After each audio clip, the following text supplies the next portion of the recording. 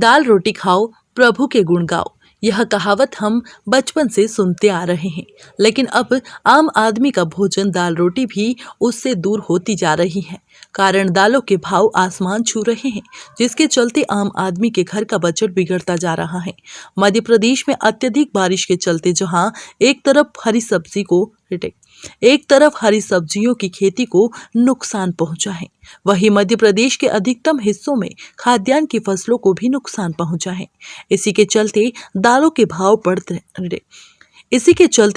भाव बढ़ गए हैं। जानकारों की माने तो भारत सरकार के वाणिज्य एवं उद्योग मंत्रालय के विदेश व्यापार निदेशालय के माध्यम से देश की दाल मिलों को तुअर और मूंग आयात करने की अनुमति दी गई थी।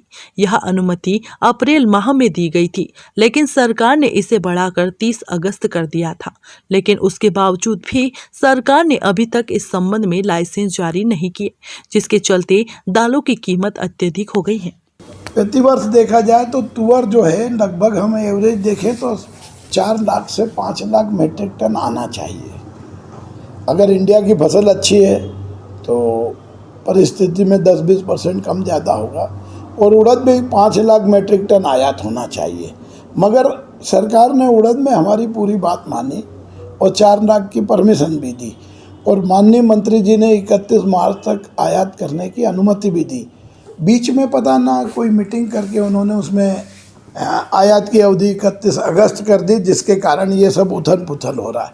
वहाँ जो लोग बैठे हैं वो इस बात की चिंता नहीं करते हैं कि क्या हो रहा है। हमको सबसे पहले ये देखना पड़ेगा कि देश की इंडस्ट्री चले, आम उपभोक्ता को दाल रिजनेबल रेट में मिले और किसान को भी नुकसान नहीं हो। अब ये तीनों का सामंजस्य पिछले 1.5-2 महीने से बिगड़ गया है, उसके कारण ये बाज़ारों में तेज़ी आई है। आज भी अगर सरकार प्रयास करेगी और तुअर के और उड़द के आयात करने के लिए अगर 4 महीने का समय देगी तो इस स्थिति को बिगड़ने के बजाय अब कंट्रोल किया जा सकता है। देखिए, हमने 26 अगस्त को प्रधानमंत्री जी को पत्र लिखा, पीयूष गोयल जी को लिखा, नरेंद्र सिंह तोमर को लिखा, और हमने इनसे कहा कि जो देश के बाहर से 4 lakh metric tonne 3.5 lakh metric tonne तुअर आयात होना है, उसके आप अनुमति तुरंत जारी करें। आपने लाइसेंस में जून में जारी करने के निर्देश दिए थे, जुलाई हो गया, अगस्त हो गया, वो अनुमति अभी तक भी भारत सरकार ने नहीं दी है।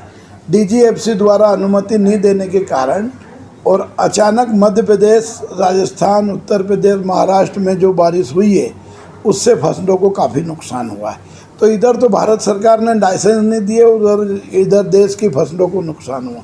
तो 2 इन्फेक्ट एक साथ होने से काफ़ी माल की कमी हो गई।